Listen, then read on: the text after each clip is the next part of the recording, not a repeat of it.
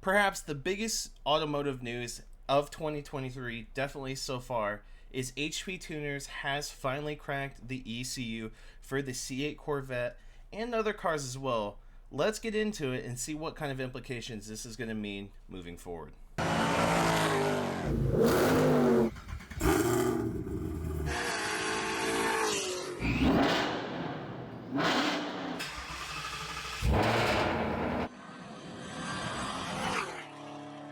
What's up, everybody? We are in the office today talking about probably the biggest news that will come out in all of 2023. HB Tuners launches factory ECM tuning with Vengeance Racing Turbo C8. So basically, HB Tuners has fully unlocked full tuning, ECM tuning for the C8 Corvette and a couple other vehicles as well. The Cadillac Blackwing series. So you're talking about the twin turbo and the new supercharged one as well. And the thing is those cars are already putting out more horsepower than they were in the previous generations. Now we finally have full tuning for these. And what these are called, the ECMs, are GM's Global B control modules. And cracking the code has been insane. A lot of people didn't think it was going to happen. The Corvette, the C8, has been out since the end of 2019. So it's almost been 4 years. We're going to be going on 4 years at the end of this year with the C8 Corvette being out. And I'll be honest, I didn't think it was going to happen, but HP Tuner stepped up along with Vengeance Racing and trying to crack this thing. And then once getting cracked, trying to dial in the tuning for it. So absolutely fantastic. The MPVI3 is the little, the tuning software by HP Tuners, and the device to the OBD2 port to tune it. That's the bad boy right there. Now, one thing that's interesting is additionally the T93 trans control module found in the E99 equipped GM vehicles with the 10-speed automatic transmission will have limited support at launch, with full support of the T93 TCM being released in the coming months, along with support for the remaining GM Global B controllers. That includes the E90, the E01, and the E66. At launch, HB Tuners support for Global B controllers will be available to select authorized dealers only. Now, that's basically saying that, all the good tuners that are in the GM game, those are the people that are going to be able to tune these, and I would imagine remote tune as well. People who have been doing this for a long time, tried, trusted, and obviously people that HB Tuners has contacted to kind of give them, the lowdown per se on how to do this, how it works, how they've configured it, everything like that, so things go smoothly as possible. Now, this opens up Pandora's box for this car now, and the Blackwing cars as well, as they already come equipped from the factory with boost. Just a tune on those is going to bring them a lot of horsepower.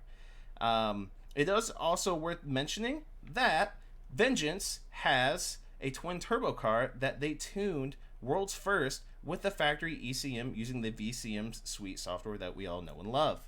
And it's the world's first using ECM tuning software by HP Tuners. Now, how much horsepower did it make? We'll go ahead and go over that. 650 wheel, 560 wheel torque. And if you see around, probably 4,000 RPMs, it's flat. That's fantastic. This is a this is a twin turboed car. And look at that torque curve. And of course, it being a turbo car, as my cat jumps up here, linear power, so it's very predictable and very nice. But that's not going to be the only way that you can tune these cars. And the power adder you can use. Obviously, supercharger is going to be available now. They've already been available, but pure tuning from top to bottom, dialing it in, the whole thing.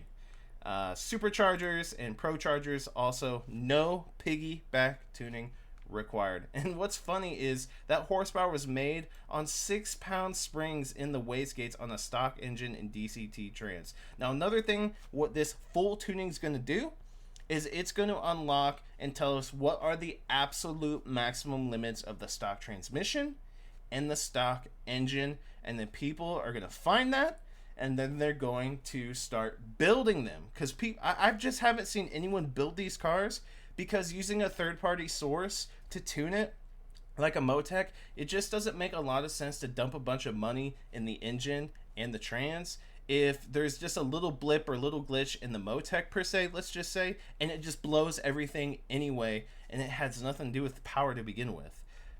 Because again, it's a built engine and a built trans, but if there's a blip, when there wouldn't be a blip at full tuning where everything's factored in, you can ruin a very expensive engine and transmission. But now people will be getting parts and building these because we have 100% tuning. Now, I know I've talked a lot about boosted, but what about NA? So let's actually go over what the stock C8s make NA on a Dynojet SAE. 448 to the wheels, 392 torque. Now, if you put a bigger intake manifold, you put a, which they have, by the way, you put a bigger throttle body on there, headers, cat or catless. A lot of people go catless, obviously, but high flow cats or catless. And bigger injectors in E85. I'm not sure about the fuel pump. I think the fuel pump can handle it. I could be wrong. We'll know more because the tuning's unlocked. But let's just say bigger injectors at E85. It's probably going to be very easy to hit 500 wheel, if not more, naturally aspirated in these vehicles, and the torque will probably jump to like 450, maybe 460, somewhere in there. One thing that's interesting is these cars do die off up top with all those modifications like the intake manifold and the throttle body with the headers. It won't die off up top. It'll probably live up top more than it ever will. Definitely unlike the stock car. It's going to be fantastic. So NA people, if you want to build an NA, rejoice. It's going to be fantastic, and tuning the trans is going to be huge as well. That does give some performance gains as well. People want the booster C8s, rejoice. You're going to be able to get a ton of reliable horsepower out of your car. And people with Z8 Z06s, rejoice. You can add some more. I would probably stay NA for now because the C8 Z06s haven't been out enough to see the reliability of the engine overall. Same with the transmission as far as that goes. With that combo, I should say. So I would probably stay NA and get tunes for NA because, guys, it's already 670 horsepower. If you can crank out 700 horsepower NA, that would be insane. So this opens up Pandora's box. Let me know what you guys think in the comment section down below. The link to this article will be in the description. Now, are you contemplating a C8 Corvette? Because I am. The aftermarket is going to be absolutely insane for these. Hopefully GM doesn't screw anything up, do an update, and it just ruins everything. I don't think that's going to be the case.